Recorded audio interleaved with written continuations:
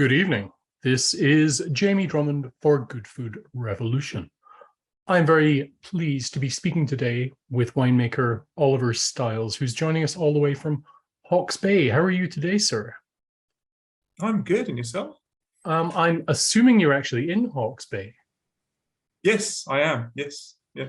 Although the accent gives me away as being not of New Zealand origin.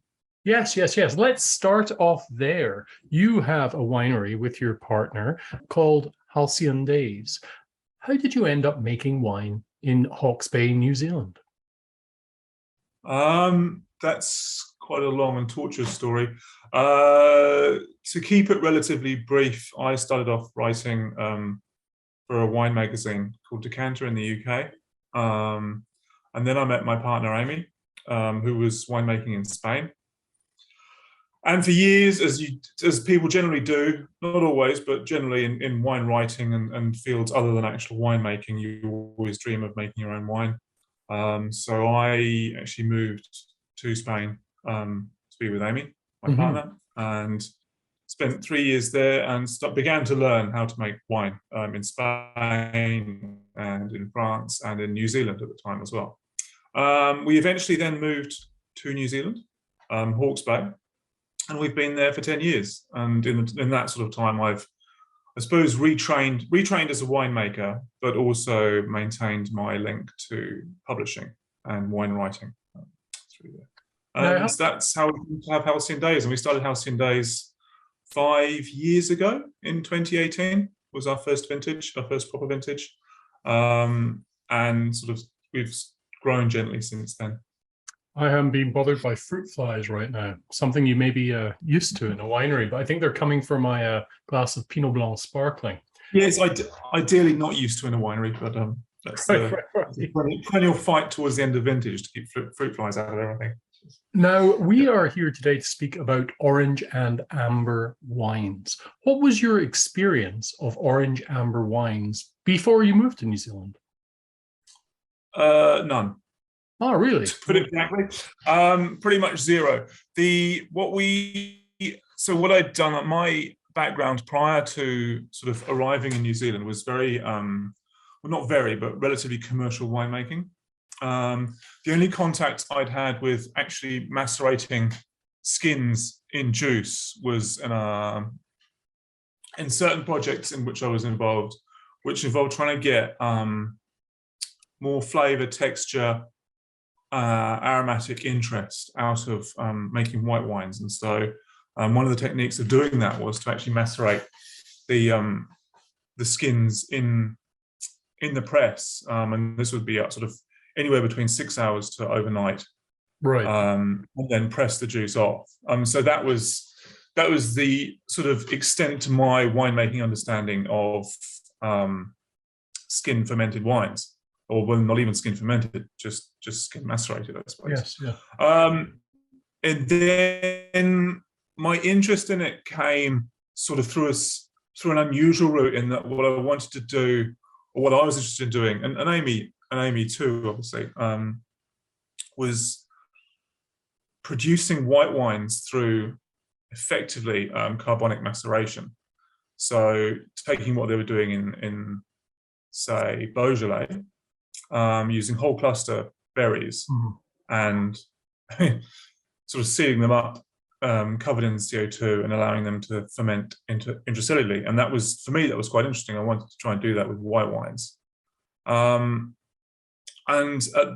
sort of coincided as we were forming Halcyon Days, as I was thinking about those things, and as we were drinking more and more skin fermented wines, that actually what we could do was use must, effectively use sort of destemmed grape juice, but have a component of that which was just whole berries chucked in, and make that as white wine. And from there, that's where it sort of came out of that, basically. When you founded the winery, was it with an aim to make these skin contact, skin fermented whites, or did you start off with a more conventional approach? No, we were never. We wanted to make wines with no additions, right, from the outset. That was the sort of aim and the desire. That didn't necessarily mean skin fermented, but it's interesting. That whole carbonic maceration, intracellular fermentation thing that I wanted to have, which then sort of morphed into whole bunch fermentation on white wines. Where was I going with this? That just came about from wanting to make interesting wines that I wanted to drink, or that we wanted to drink. Yeah. It wasn't. I think having worked for so long with very straightforward white winemaking techniques, I was more interested to see where else we could go. And so we kind of went in at the deep end and did skin ferment straight away. Does that answer the question? Yeah, but kind of in a roundabout way it does. In which varieties did you initiate these experiments with? Well, I always so I love Sauvignon Blanc, but not necessarily New Zealand Sauvignon Blanc. My sort of real interest in making wine came from interviewing Didier Dagenot, the late Didier Dagenot in Sancerre, and that was obviously Sauvignon Blanc predominantly. And I just love the acidity that you get with it. I love the fact that you can get that high level of acidity, that freshness, the interesting flavors. But I wanted to make something that was completely sort of the antithesis of what New Zealand Sauvignon Blanc is. So totally minimal intervention, generally skin fermented dry, zero residual sugar, went through malolactic fermentation, was cloudy, not necessarily had to be cloudy, but I'm trying to make it as clean as you can in terms of like lees residue and things like that. Like, so it is racked and everything, but it didn't have to be totally pure bright. Yeah, so it was Sauvignon Blanc, and that's been sort of pretty much the staple for me. I mean, we kind of divide it between Amy tends to look after the red wines, and I tend to look after the white wines. Although obviously we collaborate all the time. So that was always my interest. We just started working with Chardonnay. So we've always had a bit of Chardonnay in and around, but we're probably starting, all things being well, next year.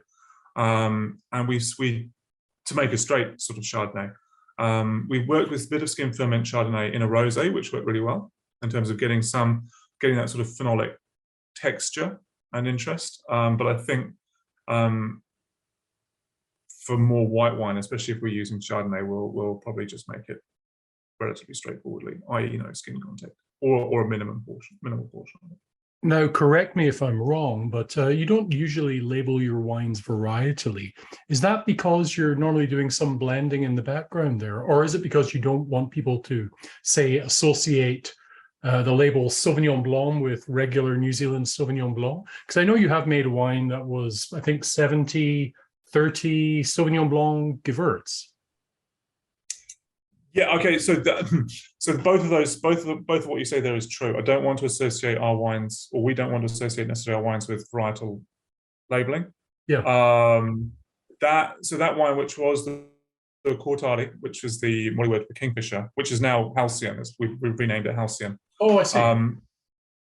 Yeah. So that's being produced again this year, and that is So that was in 18 and 19 about 70% Sauvignon Blanc, and then the rest is so what we do to often add a bit of roundness, but it also does actually bring acidity to the rosés, is to whole bunch pressed Pinot Noir, right? To get a very lightly coloured wine, and that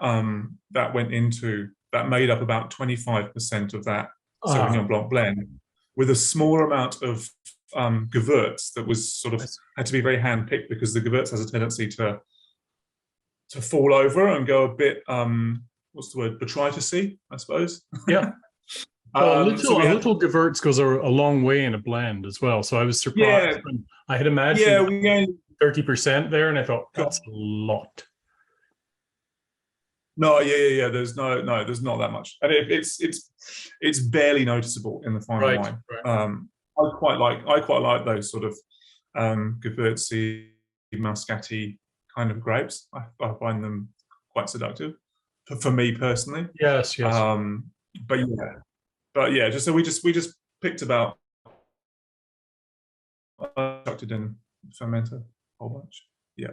So not that much Gewürz, but a little bit of Pinot Noir. Yeah, often just to top off a tank. If we've got the majority of the volume will be Sauvignon, and we'll be like, well, we need to top off a tank, and a little bit of Pinot Noir as rosé, but not even rosé, topping off that tank to make sure it's not oxidizing or anything like that. Helps.